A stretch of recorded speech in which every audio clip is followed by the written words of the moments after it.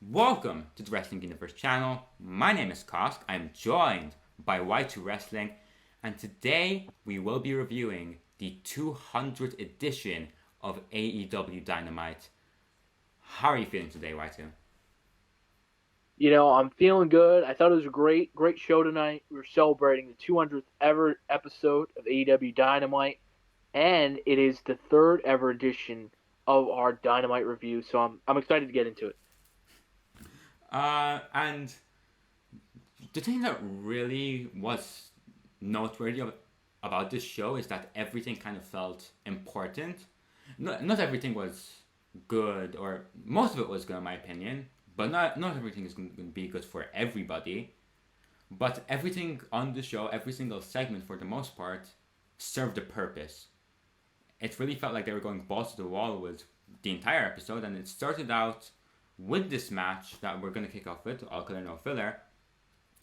Chris Jericho and Takeshita teaming up of the Don Callis family against Jericho's proteges, Daniel Garcia and Sammy Guevara. What did you think of this match, right there? I enjoyed it.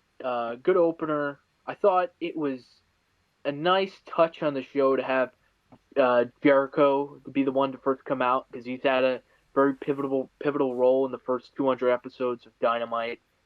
So now getting into the match, I definitely enjoyed the taunts between Garcia has been getting hot recently. I've been a big fan of his work.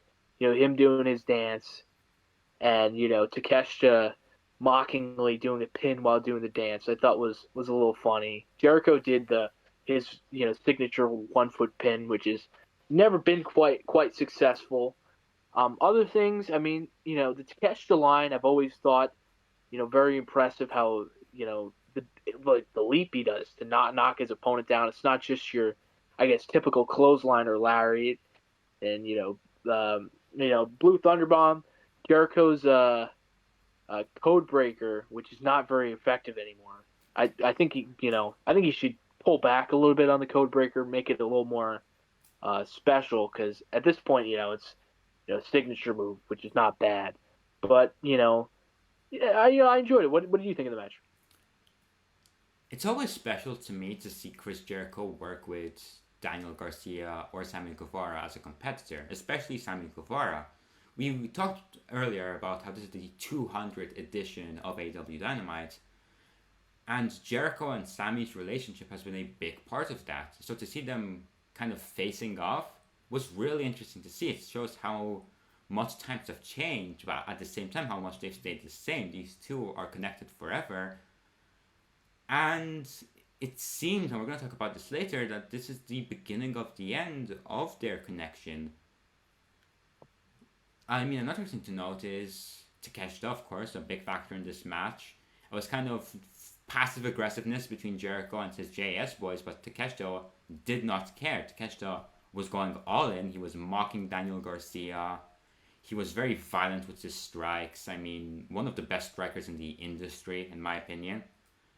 You look at like a Takeshita elbow, for example, which you didn't get the pleasure of seeing in this match, or at least not one I've seen, but it looks like he genuinely kills an opponent when he does that. Like, he just gave them a severe concussion. Like, his striking ability is so good, and the violence, the grit he shows when he attacks someone, it's like he wants to hurt you, which is what wrestling should look like, in my opinion.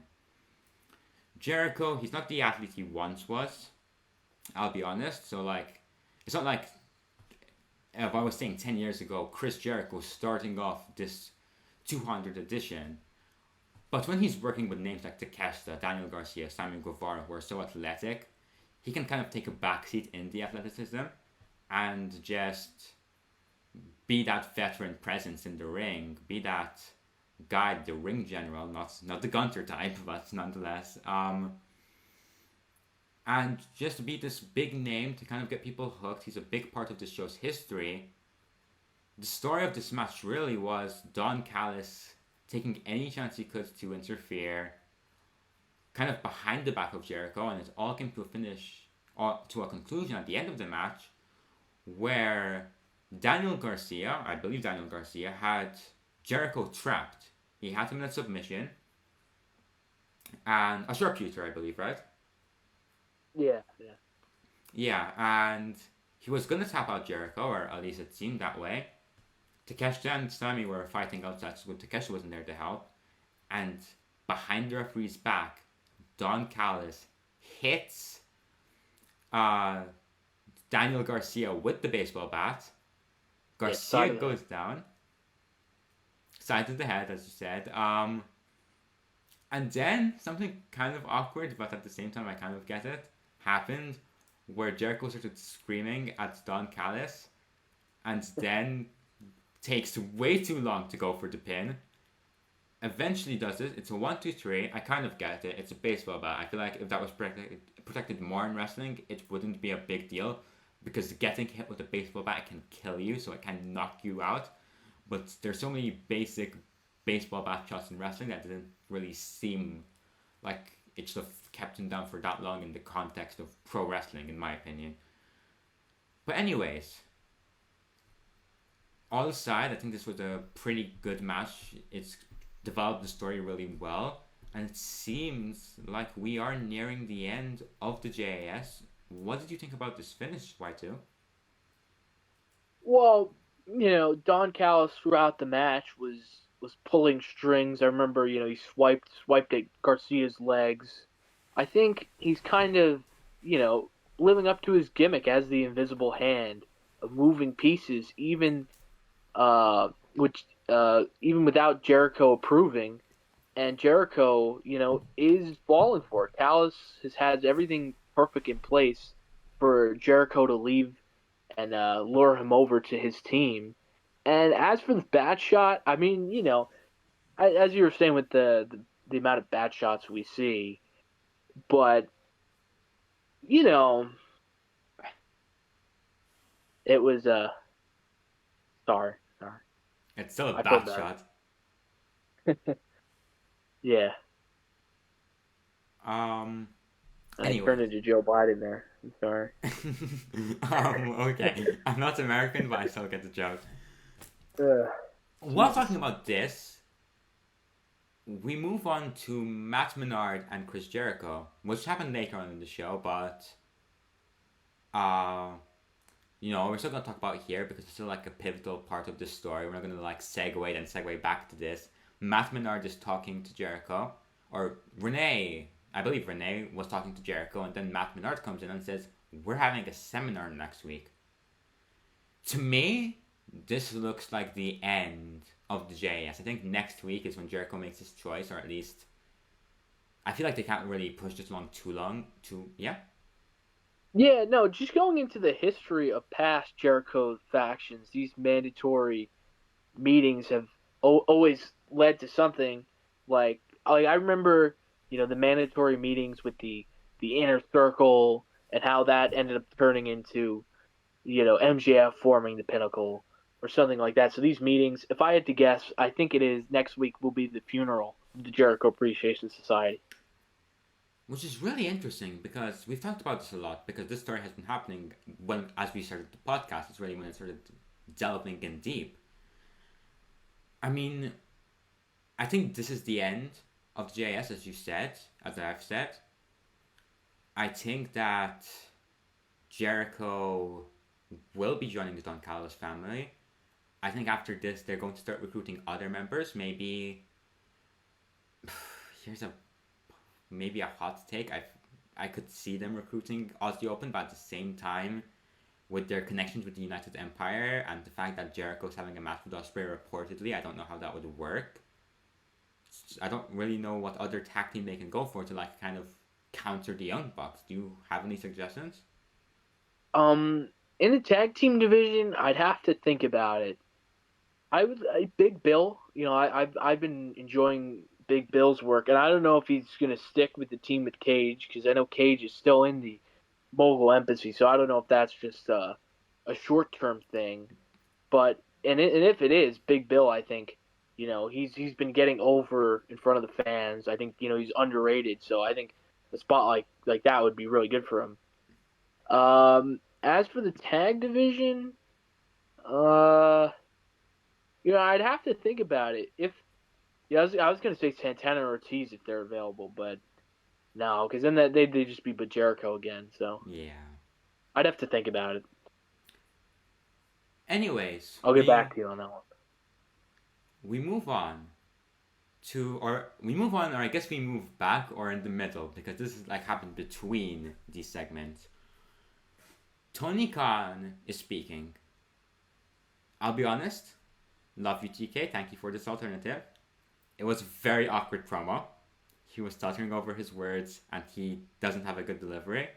Which, relatable, but nonetheless, it wasn't great. I feel like he should probably have a spokesperson, in my opinion. Maybe have Nigel McGuinness or Tony Schiavone make these announcements instead of Tony Khan. Or Paul White. Yeah. Paul White's a very good shout. Yeah, I mean he's on the payroll, so you might as well have him do something. And we then go to a AEW Dynamite package, and I'm gonna transfer to you over here because I know you're a big fan of AEW. So this package, how did you feel about it? How did you feel about seeing all of these names, all of this history, including something which I found pretty cool? They included Cody Rhodes. One of my biggest complaints about WWE is how they kind of erase the history of people who have left the company. So to see AEW acknowledge, yes, Cody Rhodes is a big part of our history, and he's a featured part of Dynamite. So how did you feel about this package? How do you feel about Dynamite reaching 200 episodes in general, really? Well, on the 200 episodes, I mean, I am, very happy to see because it's been my favorite show, for me personally anyway, for years. And I remember when Dynamite started, there was a lot of questions on how long they would be on the air. Some people speculating, oh, by this date in April, they'll be off the air, they'll be finished. So for them to be still standing tall and doing well in 2023, I'm very, very happy about. Because I mean, I think they've done some, great stuff, and I've enjoyed the promotion. But as for the video package, it was a nice, warm and fuzzy kind of sentimental video package. Thinking back to just the memories over the years, I think some of that helped my interest in the show. Because if this card was another week, I mean, I still think it'd be a good show, but maybe I think it being the ceremonial 200th episode did give this episode a boost. I mean, earlier in the day I was, watching some of the stuff they put on YouTube of just watching stuff from 2019, like Riho winning the women's title on the first Dynamite, or the Inner Circle forming, or Scorpio Sky and Kazarian winning the tag titles, which was the completely wrong decision. I agree. But just looking back at all those things and realizing that that was 4 or 5 years ago, it's crazy to think. But it was I guess my overall thoughts is I just thought it was a nice, warm and fuzzy video package for the fans. You say a lot. We know a lot. That's the key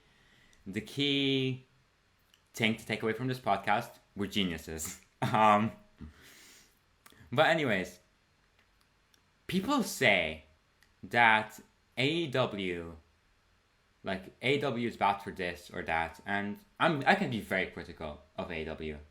For people who say that AEW is perfect, they are not. AEW do a lot of mistakes. You mentioned this earlier with the Cat and Scorpio thing. We can mention a million things that AEW has done. Yeah, the Nightmare Collective, Awesome Kong, Mel, Luther, and Brandy Rhodes as a faction. Yeah, but despite all the wrong they do run it back. Hell yeah. Despite all the wrong they do, they still provide jobs. They still provide great moments, great matches. I think they do more good than wrong, and more importantly, they offer a very healthy alternative in the world of professional wrestling. Like, think about this. If the Elite went to WWE instead, then New Japan would be struggling without the Elite. I would see a similar fall with Ring of Honor. I mean, Impact would be doing better than they're doing now, but they'd still be nowhere near the levels of AEW. So, an alternative was quite needed. And, well, yeah. Yeah, so with the alternative, it's kind of like, I feel like it wasn't an even playing field before, because guys would get hot in New Japan and Ring of Honor, Impact, wherever. But at the end of the day, when their contract came up, it's just they couldn't compete with the WWE money with them being on TV. So for Tony to come in and have the firepower financially to offer wrestlers another option, I think it's been good for everyone across the board in terms of wrestlers, because now there's two places to go to work. More wrestlers are employed for a better wage than there was before AEW, and I think that's the biggest one of the biggest plus is just evening out that playing field, so you have two different options to go. Yeah. Like, I think we've said all we have to say.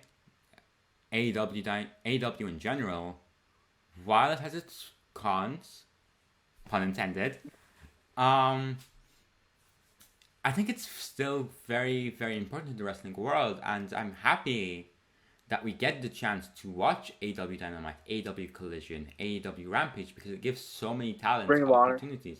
Ring of Honor too. And I'm a big Ring of Honor fan in their history. I just don't watch it currently. The pay-per-views are great though. Yeah. So bring back Global War. Oh man, that would be so good. It's like this Forbidden Door event between AEW and Ring of Honor and like New Japan. Yeah, they might as well. I mean, they've used Zack Sabre on some Ring of Honor shows anyway, so why not? Speaking of the Forbidden Door, we have the ultimate Forbidden Door, AEW and ECW. We're gonna move on next to the Jungle Jack promo. Oh my god, I love this. Jungle Jack, he comes out. Tony Schiavone introduces him. Jungle Jack immediately takes the mic away from Tony and he's like, "Hey, Jerry Lynn, I've given you a week. Now I'm gonna kick your ass."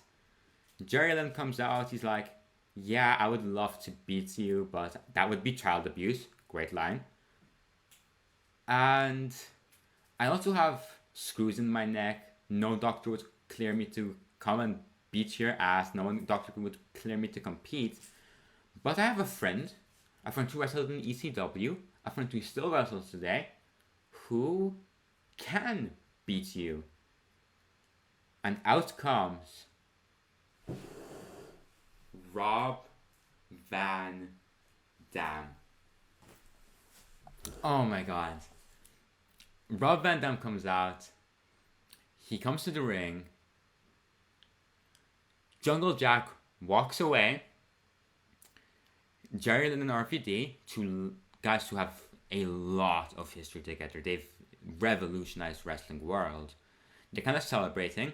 Jungle Jack comes in, swings for the fences with a chair. Thank God RVD dodged that. If he was like a bit slow on it, he would have gotten annihilated. But he dodged, and he like hit this like spinning kick, which looked beautiful. So I'll give some more of my thoughts later, but what did you think of this segment, Martia? Yeah, no, I was, excited to see Rob Van Dam. I mean, when I heard about him potentially coming to AEW, I mean, I will admit, I was a bit skeptical, and I still am to a certain extent, only because of his Impact run with Katie Forbes. Was just awful. So I don't know. I guess I soured on him for a little bit, but he looked, at least visually, I think he looked good here. So I think it could be a lot different than his mediocre, subpar Impact run. No offense to Impact, but yeah, no, I think it's a nice spot for him to do the match with Jack Perry, and I don't know if he's signing on full time or if it's a one-off, but it'll be definitely a spectacle next week. Yeah, man. I mean, I'm a big Rob Van Dam fan. He's one of my favorites of all time. I saw that Impact run. I'm a big fan of Impact. You can watch me review Impact every Friday. Cheap plug. With Hakeem most weeks. Hell yeah. And I recommend. So, yeah, as you said, that Impact run wasn't like great, and I started on Rob Van Dam too. I remember at the end of his Impact run, I was just thinking, God, they could spend this money on so much better talent than a current Rob Van Dam. So when he left, I was kind of relieved. But absence makes the heart grow fonder. I've come to miss Rob Van Dam. I saw some of the work he did in Noah, and I felt like it was pretty good. At least I believe I was Noah. I saw like clips on Twitter, and he looked pretty impressive there. And yeah, he's in AEW now, at least for now. Well, you don't know if he's signed or not. I think that AEW should sign him, because if they use him well, if they use him as he should be used, which in a company like Impact, like a smaller company, he's going to be used as like one of their top guys, because like especially at that time they didn't have a lot of star power, I remember. Whereas AEW, they have a lot of star power, so they don't need to use Rob Van Dam to a main event level. They can use him at the same level they use a Dustin Rhodes, for example. A guy to occasionally come in, have a fun match on TV with someone, and just kind of disappear for a bit, and then come back, maybe agent on the side if he wants to. I know that's not, I've heard that's not something he wants to do, but, you know, times change, people's opinions change. I mean, or imagine him versus Darby Allin. Darby Allin's always the first name that comes to mind when people think of legends in general, really. I mean, there was Sting. When Sting came into AEW, it was Sting versus Darby Allin. When Jeff Hardy came into AEW, it was Jeff Hardy versus Darby Allin. And when CM Punk too. CM Punk, I don't think that was the dream CM Punk match. Like when CM Punk came into AEW, everyone was like, "Oh, CM Punk versus MJF," and funny enough, CM Punk versus Kenny Omega, which about that, you know, we'll talk about that another day. Maybe one day we get it. Maybe one day we'll have the privilege of reviewing that match. You know, we can bring that up a little bit after the trios match when we get to that later. Oh yeah. They did. That would be very interesting to talk about, but we'll get there later. Yeah. So, I think Rob Van Dam would be a great hire if they use him as just this veteran presence. Maybe put him with a team like Private Party, have him kind of mentor them. You can't No. You don't want to? It just, yeah, actually, no, never mind. Because I'm a little skeptical on putting someone with Private Party. Because no offense to Matt Hardy, but I don't think he helped Private Party. If anything, you have PTSD with from Matt Hardy. What was it, like the Hardy Office, whatever it was, HBO or whatever? No, not HBO. HBO's a HFO. streaming service. But yeah, HFO.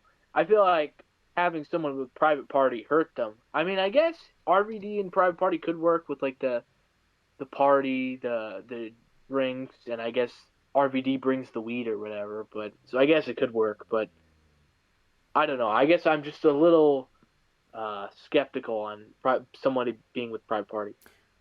Private Party has been so misused in this company, but that's a conversation for another day. Yeah. And before we move on, I just want to talk a bit about Jungle Jack, who, I'll be honest, I'm not going to say I wasn't a fan, but I was very skeptical of his run as a face. I was always a big critic of his, because I see potential in Jungle Jack, and I saw it with him as Jungle Boy. And he just never really stuck, yeah? Yeah, so what specifically did you not like his promo or his character work as a face? I thought in ring wise I enjoyed him I enjoyed him in ring wise, don't get me wrong, but like as a character, he just didn't appeal to me at all. Like, he just was kind of bland. His promos were bland. But man, as a heel, I really feel like he's doing the best work of his career so far. At least, like, other than maybe the tag title run, this is like up there for him. I feel like he's not like killing it with the promos, but he's doing a fairly good job. He's showing like clear progression. He's a champion, kind of. Like his first singles championship, or at least kind of his first singles championship. It's not an official championship. He has like this, aura is a strong word, but like this presence about him that he didn't really have before. He comes in thinking that he's the guy, you know? He has the sunglasses on, he has the little toothpick in his mouth. He has the jacket. Like, he comes out looking cool. He comes to the ring and like starts talking, and like you kind of believe he believes what he's saying. So I think he's worked on himself really well. I feel like he does much better as a heel, at least from the character aspect, than as a babyface. Maybe he's a better babyface wrestler though. So yeah, all props to Jungle Jack. I feel like working with a legend like Rob Van Dam is only going to help him. Probably a dream come true for him. Yeah. Yeah, so I think I do agree with your thing about Jack Perry.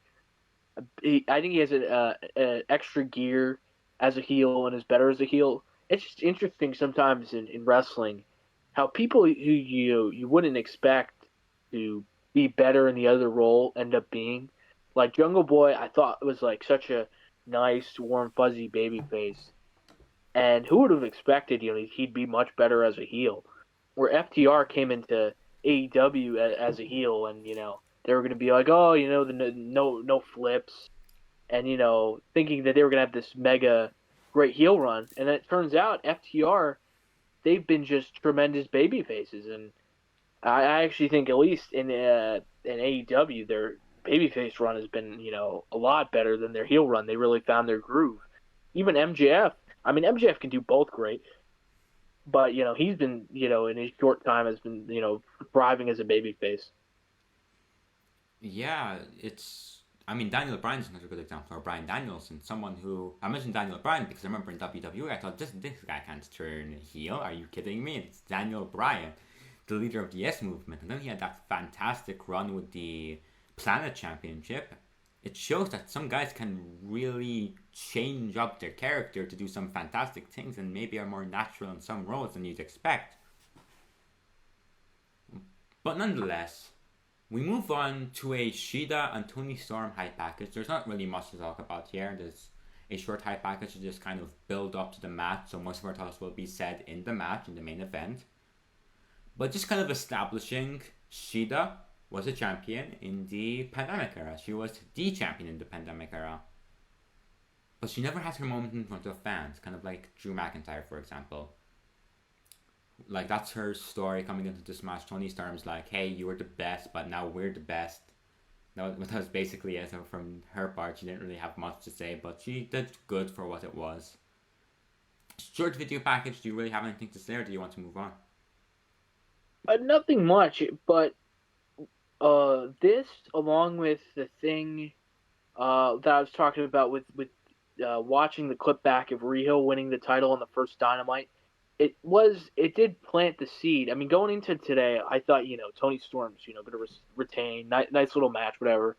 But seeing Riho win the title in the first ever episode of Dynamite, looking back at that, and then seeing this video package, it did start to always plant the seed that Shida might win and pull off an upset tonight. So it did its job, basically. Like, it was made the match, which seemed so predictable, unpredictable. But we move on, nothing much to say there, good high package, that's really all. We move on to Jon Moxley versus Pentagon El Zero Miedo versus Trent in an anything goes match. I'm going to give the floor to you. What did you think of this bloodbath of a match? Well, it wouldn't be Dynamite 200 celebrating 200 episodes without a death match. And of course, who else but Moxley to be in that? This match, I enjoyed it. It was crazy. What else can I say? And you had the barbed wire, the table, the thumbtacks, and it's crazy how much tacks and like Legos we're getting. Like on Blood and Guts there was the thumbtacks. Then on the ROH pay-per-view, in the Righteous vs Dark Order match they had Legos. Now thumbtacks again. So we're getting a lot of tacks. But as for stuff I enjoyed in the match, Penta did the destroyer through the table. It was just crazy.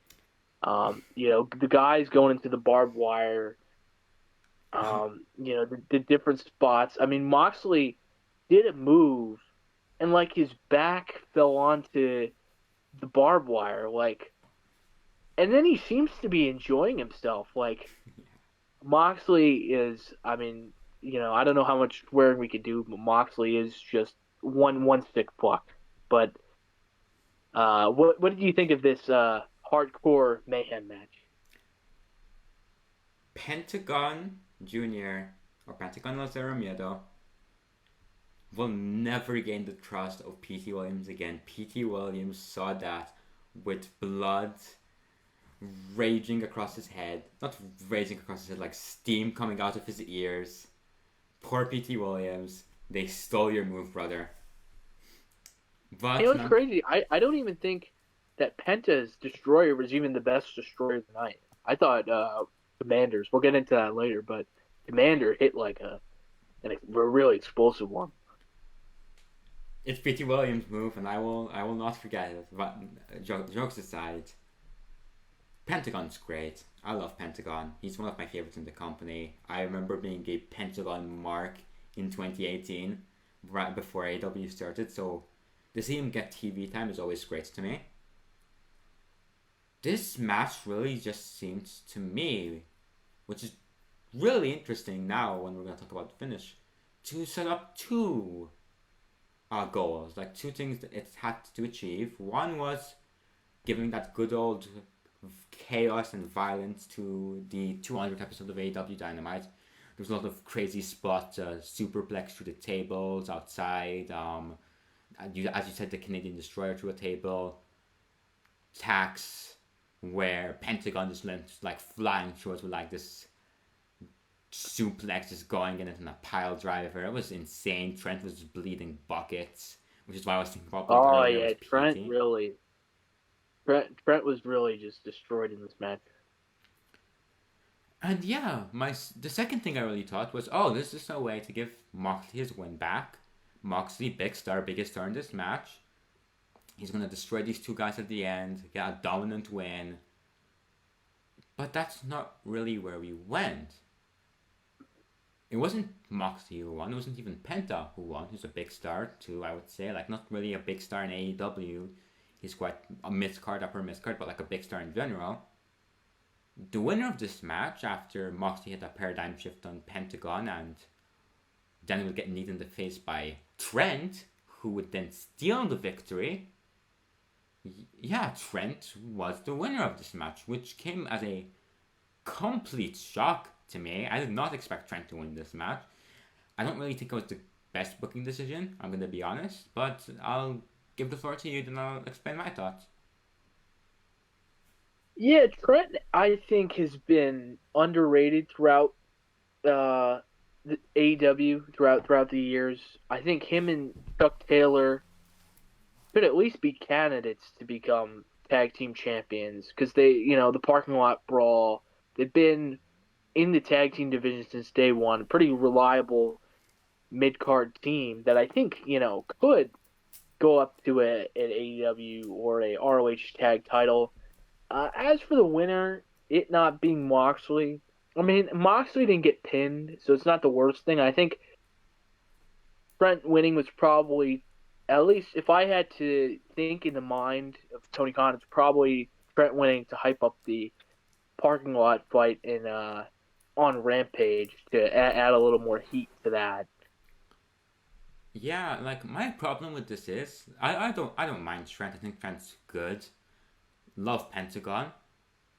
But my problem with this is, unless it's a part of a story, the Blackpool Combat Club have been losing a lot.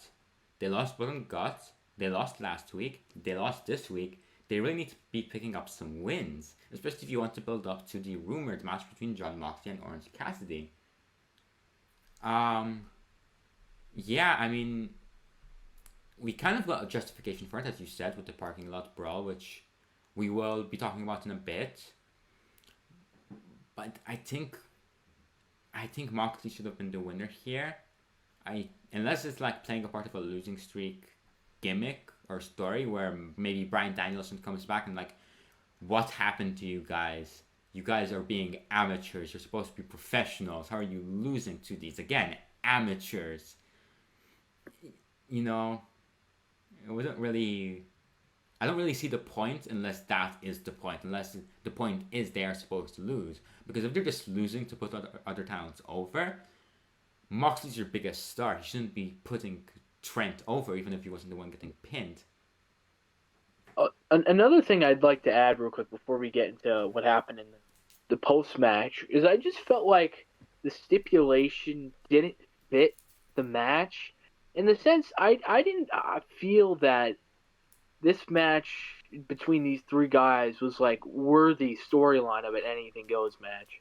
I mean, I know what I was saying before with the, having a hardcore match because it's been a part of the history of AEW, but I don't know if the stipulation necessarily met the storyline. I would agree. I don't really mind it too much because I love chaos in my wrestling, but there are people who complain about that a lot, and I can see their points for sure. Like, just because it's something that doesn't bother me doesn't mean I don't think it's valid criticism. But anyways, we move on. Jon Moxley, just like I am, isn't very pleased with the loss and decides, in the most Jon Moxley way possible, to deal with it by going to HR. And by going to HR, I mean choking out Trent. So he chokes out Trent. The BCC then come out, like from the crowd, but they're attacked or intercepted by OC and Chuck Taylor. So there's this brawl going on. These bodies are flying around everywhere. I don't really know how we can really analyze this. It's just people fighting. Just a good old brawl.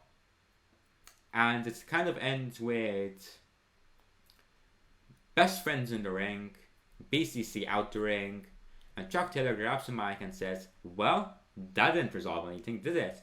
So, next week, this week actually, on Rampage, the return, as what you said earlier, of the parking lot brawl between the best friends and Jon Moxley and Claudio Castagnoli.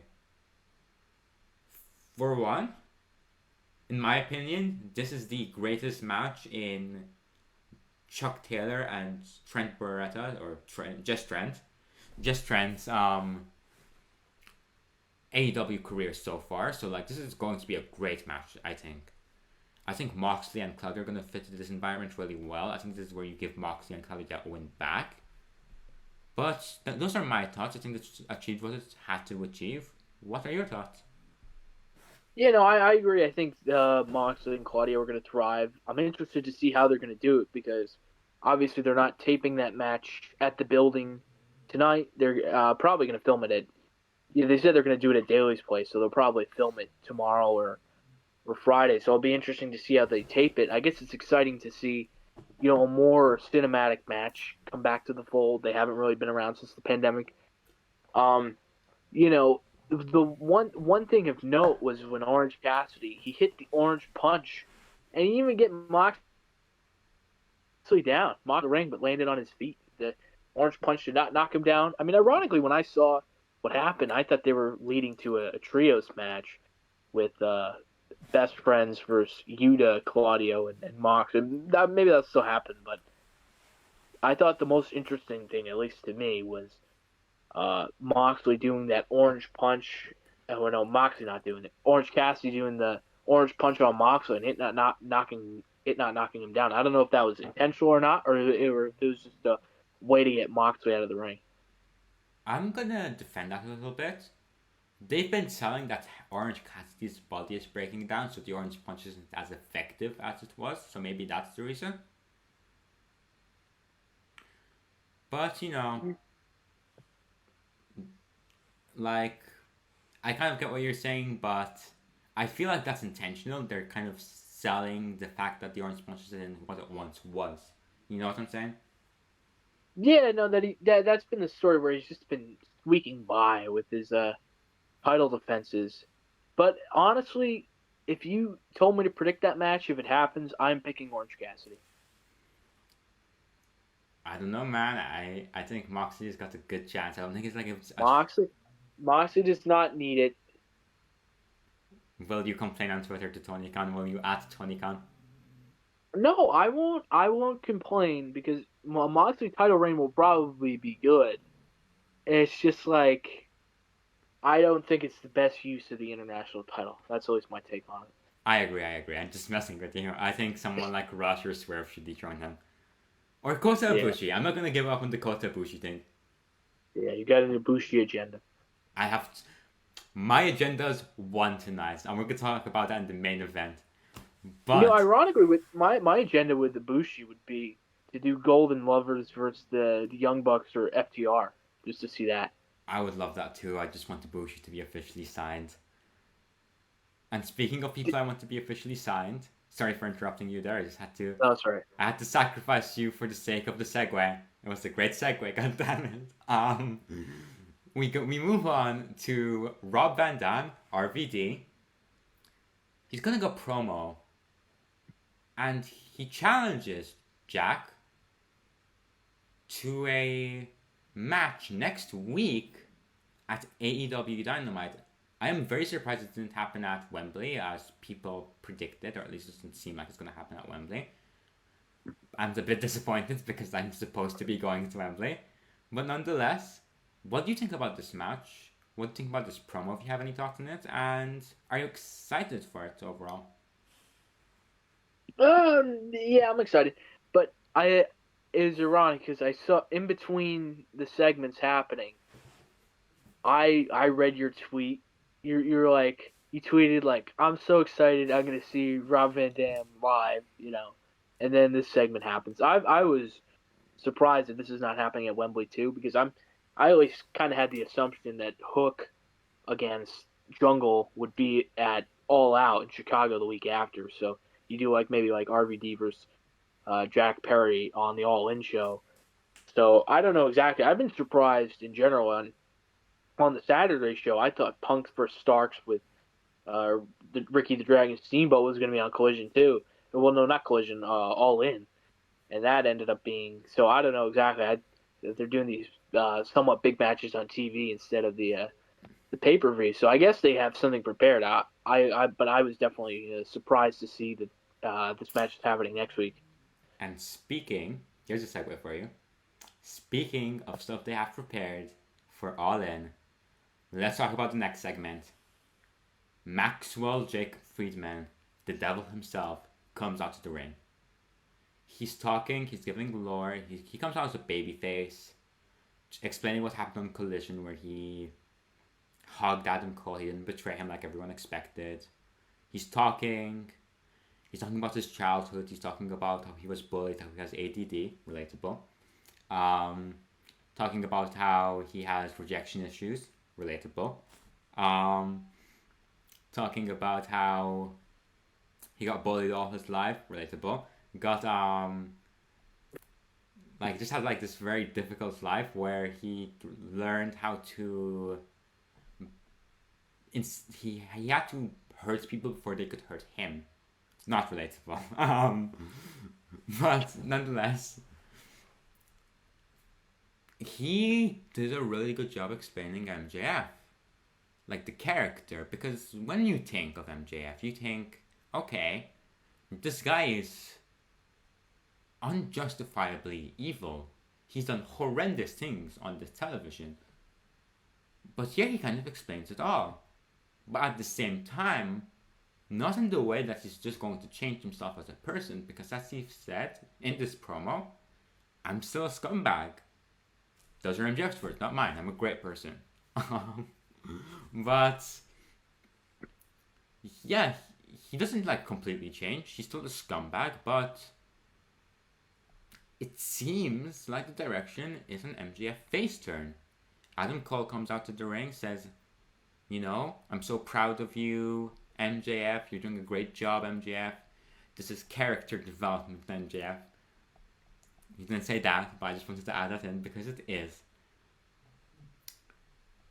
And yeah, these two, doesn't seem like the turn is happening soon. I could be wrong. And they agree in a very controversial move, I would say, but one that I feel like has quite mixed opinion. Not hated, but it's like some love it, some hate it. As best friends, as babyface versus babyface, MJF with no turn is going to face Adam Cole at the main event of their biggest show ever, All In. We saw Roderick Strong throw a temper tantrum in the back about this, and then the Kingdom come and say, "The Kingdom come." Clip that. Vikingo. And the kingdom come out or come backstage. This sounds really inappropriate. God damn you, internet. The kingdom appear. I'm spot on now. The kingdom appear. Thy kingdom come. The kingdom appear backstage, and they're like, "Yeah, we've been left behind by Adam Cole too." And Roderick Strong just starts like breathing, seething in. And it seems like Strong's going heel, but I digress. I've spoken enough. Thy Kingdom Come. What did you think about this, Jordan? Y2? I think they called you Jordan. Yeah, I don't know what Jordan thinks about it. But as for the segment, MJF is just a master on the microphone. It's even just to see his character development, because he's told this story before about ADD a year or two ago, but he did it to trick CM Punk. This time he did it, and he did not do it to trick Adam Cole. He was just, being honest and telling his story, and for even people, to cheer for him and to be such a babyface, and for to hear in a wrestling chant, "He's our scumbag," like as just a chant, it's just impressive how he's able to pull that off with character work, and he's really a joy to watch. As for the decision to go into Wembley, babyface versus babyface, I'm glad they did not split up the team. I am personally in the camp. I like the decision.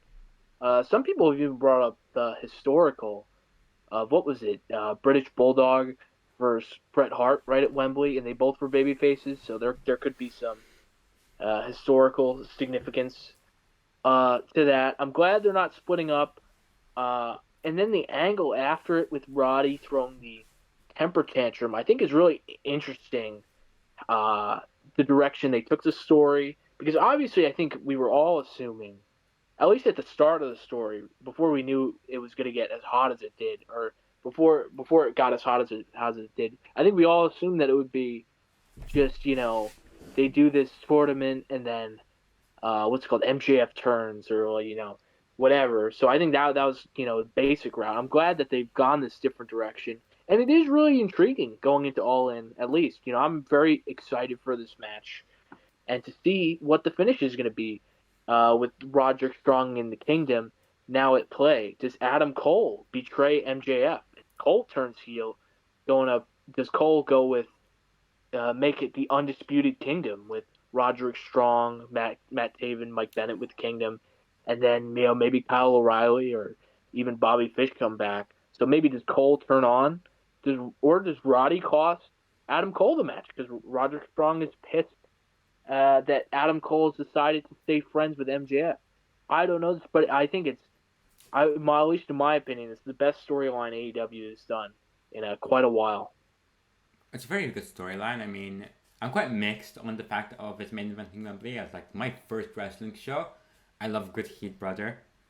And to have this main event, your biggest show ever. Oh, come on. It's a big match. It's a big match. It's a big match. I love Adam Cole. I love MJF. But like to have like no heat, it's a controversial decision. I mean, I'm not against it. I think there'll be heat. I'll just see how it plays out. I'm going to say that. I have faith in this storyline to give it a chance to play out. Because they're both going to try and cheat at some point. Because they are, this part of the story is they are like a bit, both of them are a bit of like a scumbag in some sort of ways. Or at least Cole's starting to turn into one at least a little bit, about being around MJF. So I'm sure they'll both try and cheat at some point. So I think the idea to say that it's not going to have any heat with booing, I disagree. I think in the moment, I think they'll do some some things throughout the match to alleviate that. Maybe. Personally, I mean, here's how I describe it. Short term, not a fan. In the sense, I'm not a fan of this being the main event of Wembley, despite the fact that I love these two as competitors. Long term, Wait, what would you have main event Wembley? I would have had probably either MJF Kenny Omega, because I think that's probably the biggest match they can put on, other than Punk Omega. Or I'd have the turn happen and have that main event. But here's what I was saying. Short term, probably not my favorite choice. I'm not going to say I hate it, because I love these guys. And I feel like they can still play a very good story. And you saying the historic significance of this, which kind of reminded me of it, did change my opinion a bit. But it's like not my favorite decision. But at the same time, long term, I think this is the best decision. I think that MJF and Adam Cole could be a very entertaining duo. I feel like MJF could be the face of your company as this like kind of embodiment of what AEW is. Like AEW is our scumbag, if that makes sense, where it's like it's a flawed company, but we love it so much. We love its chaos. We love the chaos that it brings us. So I feel like MJF could be the homegrown ace of this company if once Kenny Omega starts to slow down. I feel like this is the start of something really special. And I'm very, very glad to see Matt Taven and Mike Bennett on my screen. I think that Roderick... Thy kingdom come. Thy kingdom come. I think Roderick Strong and the Kingdom being in this main event story, very cool. Like, I'm all for it. Roderick Strong was gone for a year. We haven't seen much of the Kingdom. We haven't seen the Kingdom on this big of a platform. So to see them in this position is really fresh. It's like a better version of what the Firm was, to be honest. I mean, there's not much more to say. I think the only real thing I was keeping in mind is what about the 2024 thing? Like, do they drop that storyline? If MJF's a babyface, does it really work if he's like, yeah, I'm leaving in 2024? Do they just announce he resigns? No, I think you keep it going. I don't know. I'm sure it's just like how they maneuvered around this story, which I don't think they expected MJF and Adam Cole, their tag team, to become as such as over as it did.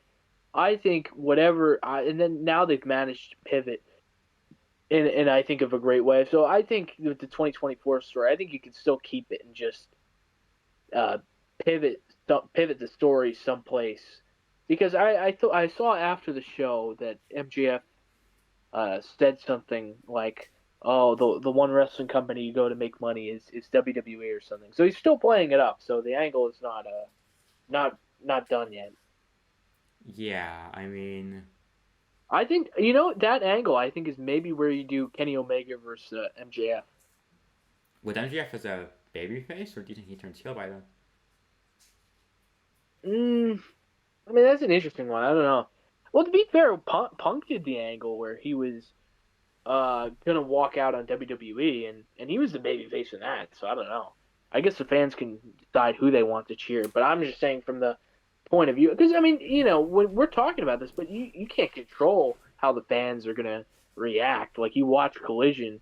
I mean, I think Collision's had some very weird crowds in terms of, they cheer CM Punk and then they boo CM Punk. They don't really know. They don't really have their minds made up at all. Like, the Newark show, they were booing CM Punk, cheering him. But then they booed CM Punk, but then they booed the Young Bucks. So sometimes, I mean, you can't control what the crowd is doing.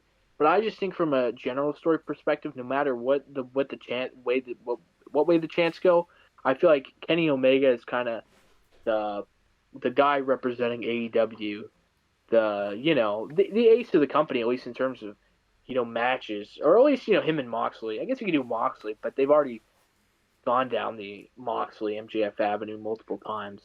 But yeah, so Omega is the representative of AEW, and then MJF threatening to walk out. I think that could be an interesting storyline. Yeah, we'll see. We'll see how this kind of develops. I think there's a lot of twists and turns they can take with MJF right now. Very interesting time in his career. And a very interesting time in the careers of the Elite. If you haven't heard, the Elite have re-signed with AEW. And we move on to the Elite versus Satnam Singh, Jeff Jarrett, and Jay Lethal. This match to me was an Elite showcase match. Like, that's kind of the takeaway I got from it. But I'll give the floor to you, and I'll give more of my thoughts. What did you think of the match?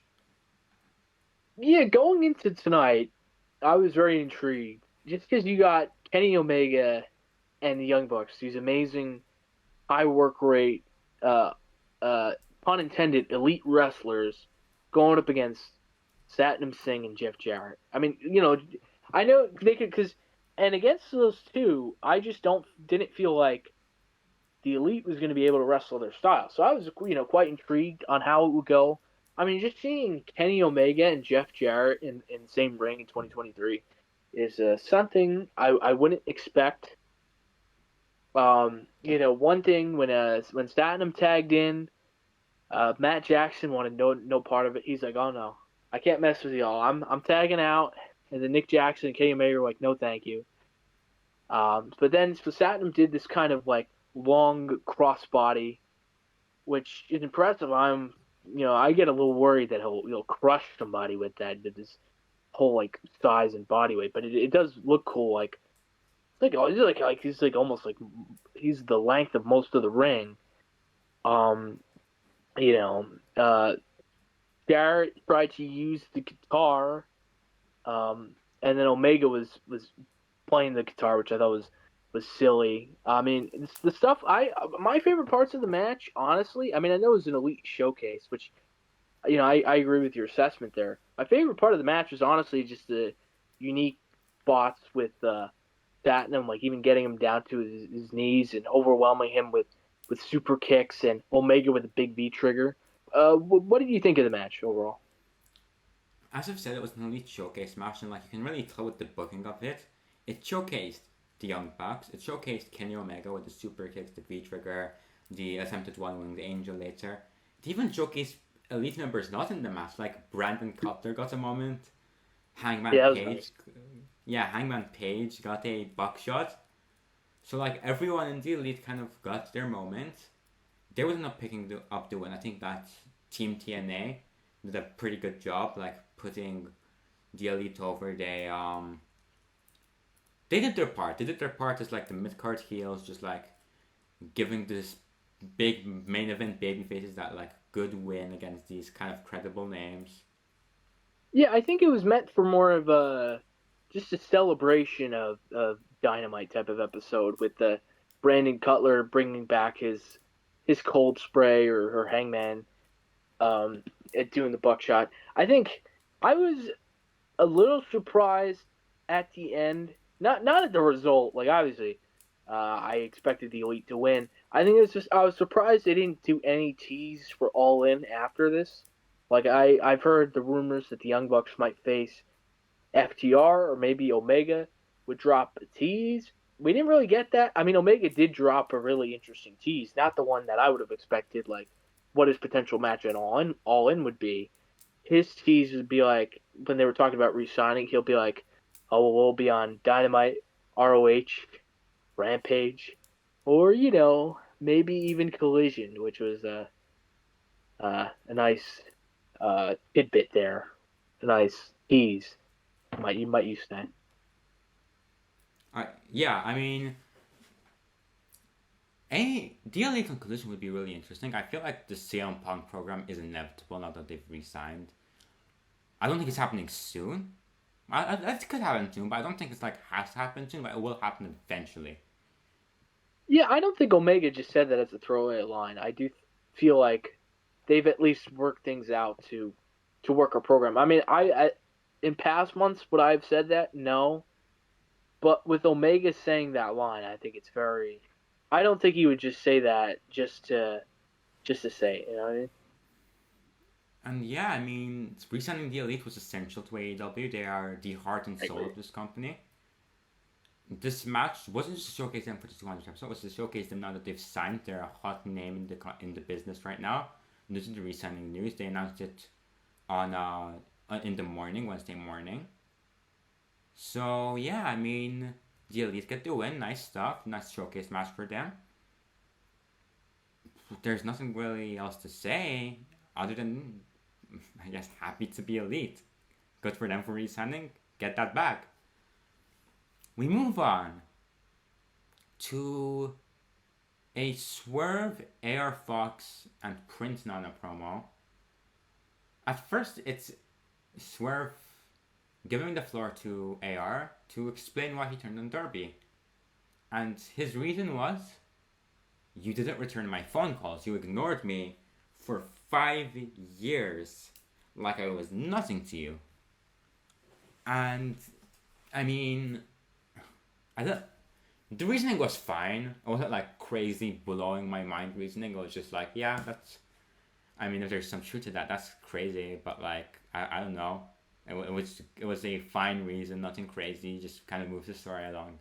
Just a reason to give a reason that they might have made up like right before they started filming. Like, damn, what's a reason we should give before we segue to this amazing segment that we have next. So yeah, that was cool, I guess. But something that was way more than cool is this quote unquote movie that Swerve shows. It's Swerve, Prince Nana, and AR Fox going to the Buddy Wayne Academy. They come in with Swerve dressing up like an anime villain. They beat the living hell out of all of the people Nick Wayne trained with. They attacked Nick Wayne. They bloodied Nick Wayne. I'm pretty sure one of them pulled a knife out or something and then like threatened Nick Wayne to like call Darby Allin. Like, am I like crazy, or did that happen? I'm pretty sure that was a knife, right? I'm not sure, but I know it got like really heated. Yeah, and they told him to like put his pin in. Told him to call Darby in like one press, which I thought was a bit funny, but I'm gonna talk about it too much because the segment was beautiful. And Swerve starts threatening Darby. I feel like the best line of the phone call with Darby was, "We are the ghost of your past. You ignored AR Fox. You ignored me when you hit the big time. But now we're coming to get you." And I feel like this story could be one of the best stories in AEW's history if given the chance. I feel like there's so much potential. Maybe not their history, but like their best story for Darby Allin, like in his career. Like if they really give this TV time, like they give this, if they really go outside of the box, they could do an amazing heated storyline. Swerve's best, Darby's best.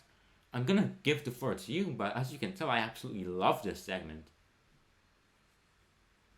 Yeah, Swerve's character work here was for just, he came off like, a supervillain. The way that him and Fox were acting, like for Nick Wayne, 18 years old, well, one, to be attacked like that just at his training facility, no one around to protect him. You can't contact the police or anything, and then for him to, be all bloodied and have to type in his phone. Like imagine, being in that situation, the amount of anxiety you would feel, type this in, and have to, you just have to be terrified. I mean, the Swerve, looked like, I guess, no other way to say it, just like a real dick. And even, laying that picture, the heel work, the supervillain-esque, this is, in terms of presentation, arguably the best we've seen of Swerve character-wise. And this Swerve, I could see, even past the story, if he keeps this up, I could see Swerve, eventually getting into the AEW World Title picture. I agree. I think Swerve, and I'm taking this super fast because I love to talk about Swerve Strickland. He's one of my favorites in AEW, top 5 easily. with the right build, Swerve Strickland can be your AEW World Champion. You have the Mogul Embassy protecting him. You can have fantastic storytelling. Yeah, this presence, this character work, I think is exactly what he needs to get to that next level. So overall, great stuff. Swerve Strickland, great wrestler. This is a Swerve Strickland agenda podcast. And speaking of agendas... This is not a French podcast agenda. Now we stand French here. Most people watching this won't know who Trent is. That one guy French and Parker Bordeaux. Yeah. I much prefer this Swerve with the Mogul Embassy, AR Fox, that whole crew. Yeah. Speaking of agendas, we move on to my other agenda, one of many. Aussie. I'm gonna try that again. Aussie. Oi. There we go. Okay. Aussie Open. I didn't want to sound awkward. I was a bit nervous to do it. It's okay. Aussie Open. Oi. Versus Vikingo and Komander. What did you think of this match? For the ROH Tag Team titles, I'm going to give it to the ROH expert here. Yeah, I mean, on the one hand, considering you got that ROH on Thursdays, I think this match probably should have been there. But in terms of the match itself, I thought it was a great match, honestly, with just the athleticism of these two teams. One spot that stood out to me was when they, both did the dive. Komander and Vikingo dive to the outside. Aussie Open catches them and then runs on the outside, with a collider. As I brought up before, Komander's Canadian Destroyer, explosive. I was just amazed when he hits this. Even just the way Vikingo and Komander walk on the ropes, like it's a tightrope, and with ease. It's amazing to watch. Obviously, I'm glad that Mark Davis is back in the Aussie Open.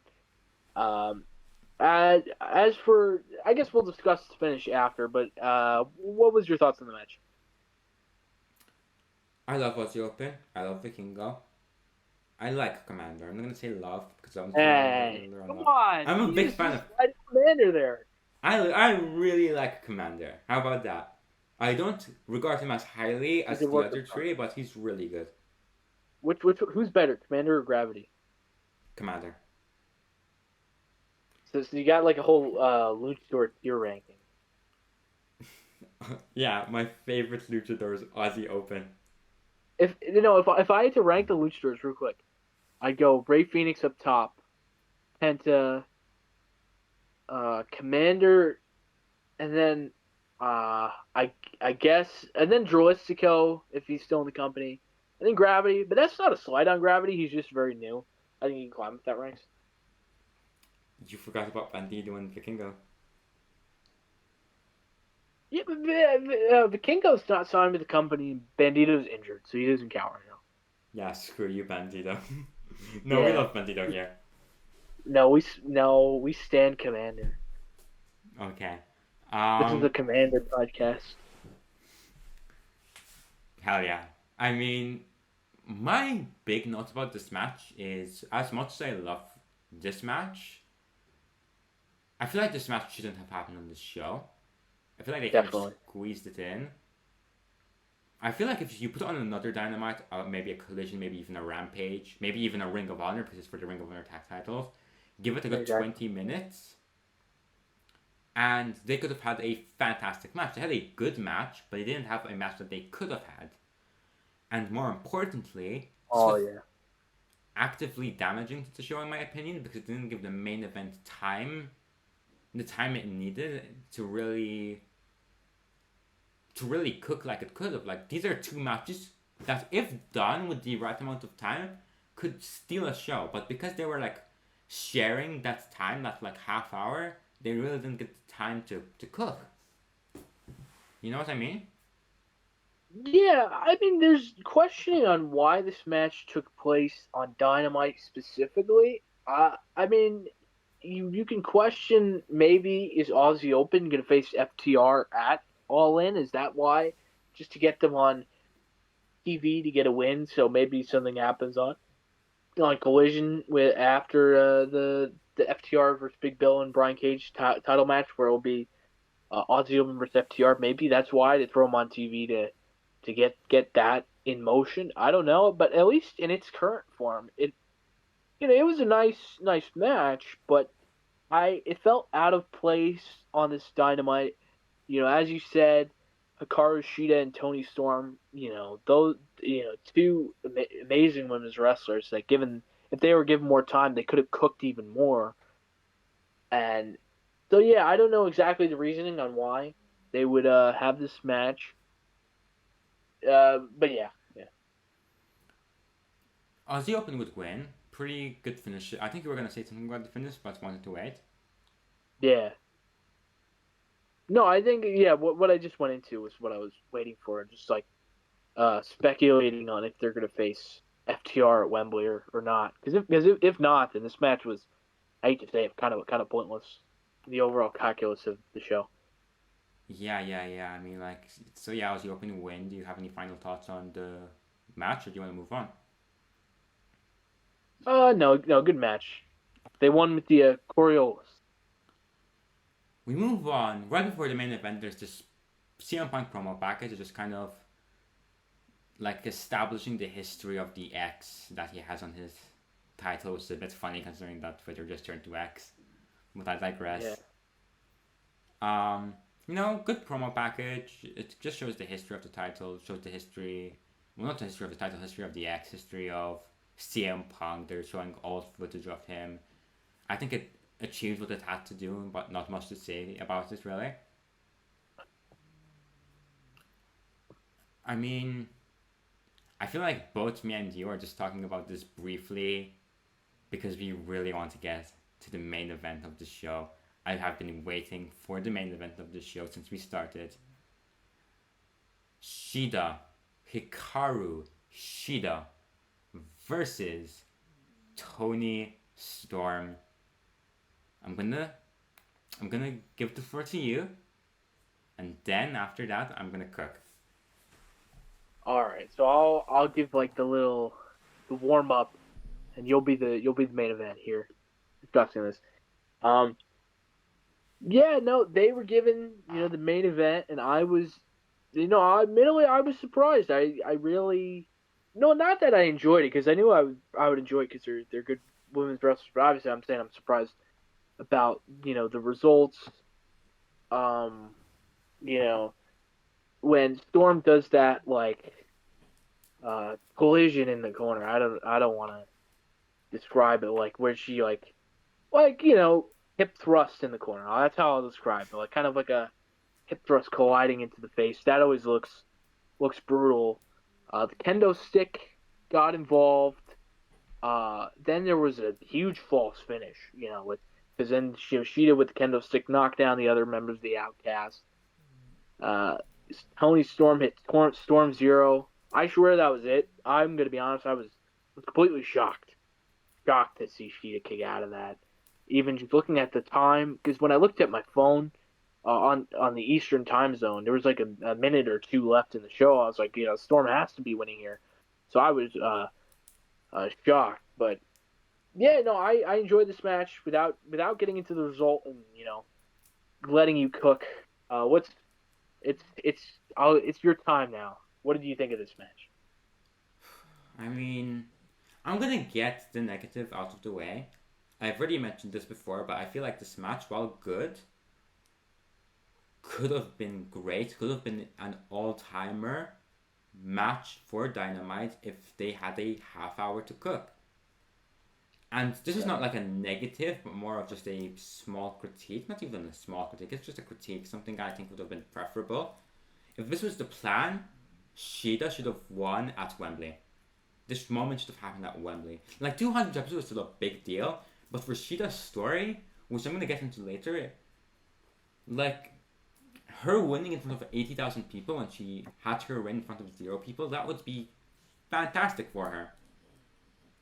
Like this, No, well, I'll let you talk about the match, but I have my own theories about that. when it comes to the match, pretty good match, could have been better, but it was still good for what it was. Really good near falls, as you said. I came into this match expecting Toni Storm to win, like, quite easily, but no, Shida got the win. Shida finally gets her moment in front of fans, wins the AEW World Women's Championship. Now I'm really curious about the direction of the women's division. Like, Shida's the champion, right? Where does it go for All In? Where does it go for after that? Like, is the rematch set for Wembley? And if the rematch is set for Wembley, why didn't they do this match at Wembley? Overall, I'm trying to go a bit negative here, but I really, really enjoyed this finish. I think they did a great job with the finish. The near falls were fantastic. Everyone was so sure Toni Storm was winning, and when I'll be honest, I was in a chat when I was watching this, and I just saw someone like, right, all caps, what? And I was really, really confused. I was like, what do you mean what? What happened? Did Toni Storm went like a really bad way? Then I looked to my screen, and Toni Storm was about to pin her. It was 1, 2, kick out. And it was like, wait, a kick out happened? What? Then there was a roll up, and I think Shida countered it. Got the 1, the 2, and the 3. Mwah. My Shida agenda is complete. Toni Khan listens to me. Let's go. Really happy for Shida personally. I don't know her personally, but like, knowing her story, at least if it's true to the character, then this must mean like a lot to her to finally get that moment, which, it's happy to see. You like to see other good human beings do well, if you're a good person at least. So happy for her. I think this is great for the division, a division which has been struggling for a while, especially after Jamie Hayter got injured. I think this is very positive for the women's division overall. I mean, I'm going to give the floor to you now to say your final thoughts, but yeah, even though I have some critiques, I'm a big fan of this. I think Shida could do a lot of great work with this title, and I feel like the women's division is going with the right track, especially main eventing the 200th episode of Dynamite. Well, just to start, just to echo what you've been saying, is that I am, very happy for Hikaru Shida as well. Her whole title reign, the longest, what was it, like, I think it was like 301, 302 day. What? I don't know. Actually, no, it's over like near a year, like 365, 367. I don't remember the exact number. And that her whole title reign was in front of no fans. I remember she was hustling matches like the one against Penelope Ford, and to work in front of no crowd. I mean, everybody had to go through it, but for that to be your one and only title run, obviously there's downsides, not having the fans there. So to finally get that win, is on this episode of Dynamite specifically, the 200th episode, I thought was a very, very special moment, especially even a callback to Hijo getting the upset win on the first Dynamite. I thought there was a nice, correlation. I don't know if it was intended or not. As for what you were saying of where the women's division goes, I have a theory.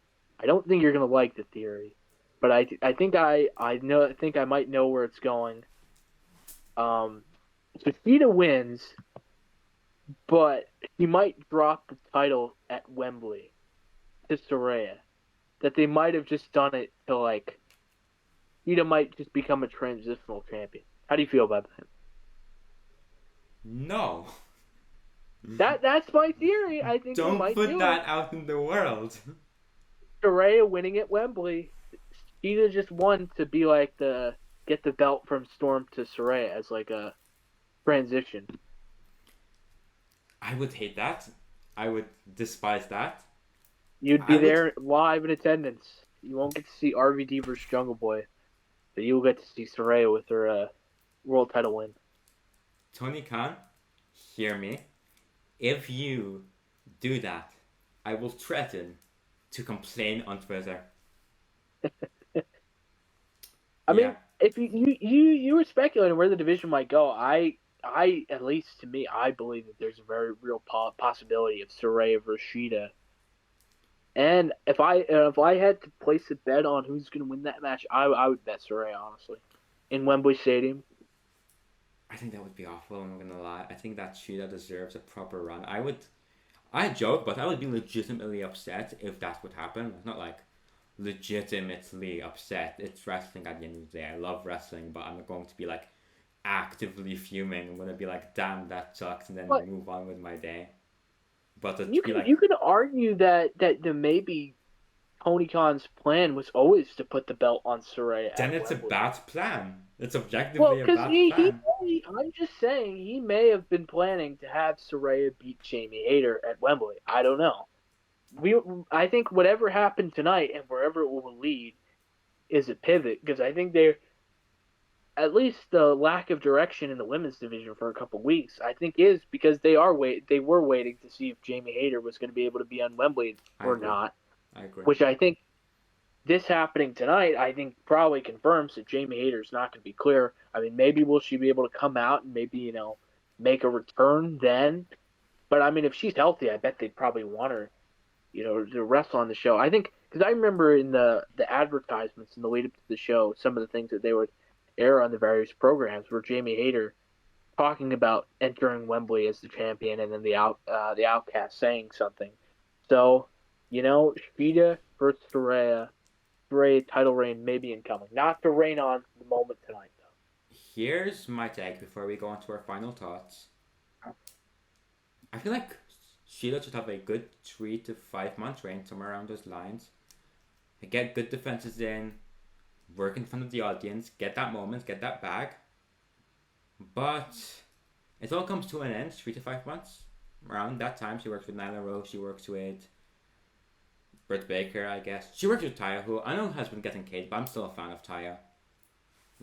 Yeah, no, I think Ty and Britt Baker are still pretty good. I just think they just had a lack of chemistry last week. I don't think it's anything more than that. And then before you continue, one more thing is that Shida's title win helps Rampage at least feel a bit more important because Shida's momentum, her push was on Rampage. So in the end, will it help Rampage? No. I don't know. Probably not. But at least in giving Rampage credibility that it's not like a completely pointless show, Shida's rise happened almost exclusively on Rampage. Let's go. I have 2 theories.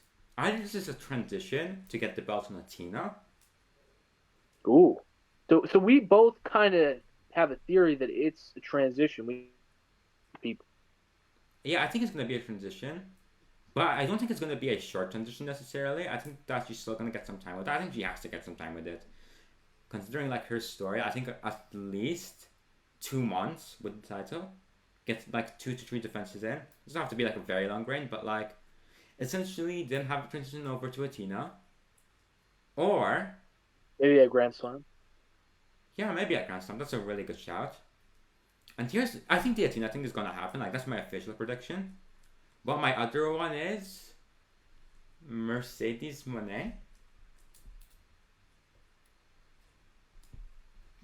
Do you agree with that one, or do you think it's too ambitious? It's ambitious. I don't know. I know there were rumors that she was gonna wrestle at Forbidden Door, but the injury got in the way. I'm not sure because I know she wants to.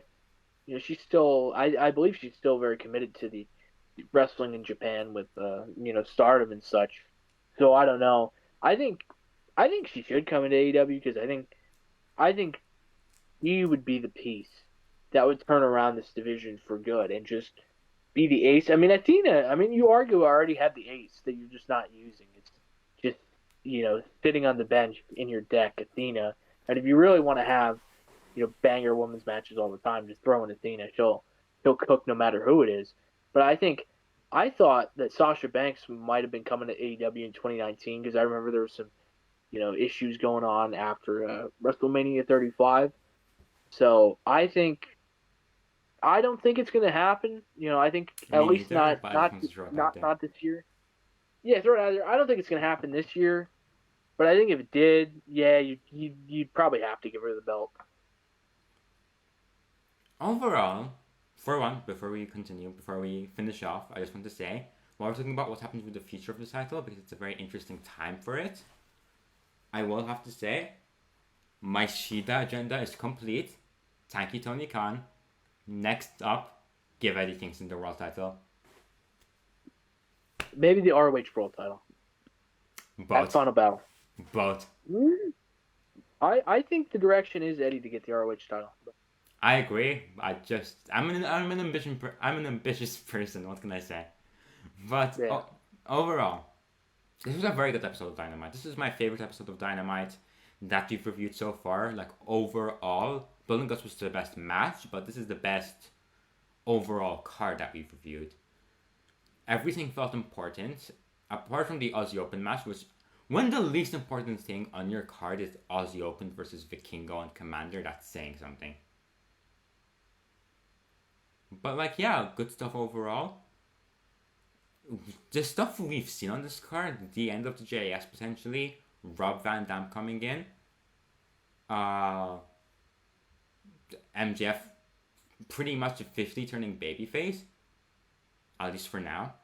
Shida winning the AEW Women's Championship, like this is a 9 out of 10 show. Like it's missing that one huge moment, like this one all-timer moment, not a memorable moment, because there was a lot of unforgettable moments, but like this all-timer moment to make it like a 10 out of 10 show. But this is a 9 out of 10 for me. This was a very good show. Best one we've reviewed so far, in my opinion. Best one of the year, arguably. No, I definitely agree with your rating, 9 of 9 out of 10. You know, I was thinking 8.9, 9.1, around there. I think it was, honestly, I was thinking about saying this at the beginning of the show, but I didn't really get my bearings. That it kind of felt like, if anything, this show felt like the history of Dynamite, all in one episode, like a love letter to the show. You know, with the, for example, the death match that happened, or the surprise with Rob Van Dam, as we've seen, guys like, Sting, the countless surprises on Dynamite. And then, Kenny Omega, the Elite who played a pivotal role, or even, I guess you can say, even those bit random, the Aussie Open and Vikingo versus Vikingo and Komander, you can say that was the high-flying athletic match of the show, where AEW Dynamite's really been a variety. I think the card definitely lived up to, well, not lived up, I think it's exceeded expectations. The card, people looking at the card earlier in the week, this card was, catching some criticism for not being big enough for an anniversary show. I think this show exceeded all expectations. Was a very nice anniversary show, and also built more intrigue going into, the two big pay-per-views coming up. Yeah, I mean, mainly Wembley though. Very good show. Very good podcast. If you've watched this far, 10 out of 10. Well, actually, 9.8 because I made that one gaffe at the beginning, talking about the finish of Don Callis. That was my bad. It was for dramatic effects. Everybody makes mistakes. We don't. We're perfect. That was intentional. Yeah. You'll see our plan one day. But anyways. Long-term storytelling. Thank you for joining us. If you've watched this far, please. Subscribe, hell yeah. Notifications, please. I've been Kosk. My Twitter handle is @Cosk Y2Wrestling. I've been joined by Y2Wrestling. His Twitter handle is, shockingly, @Y2Wrestling. Thank you for joining us. Subscribe for more.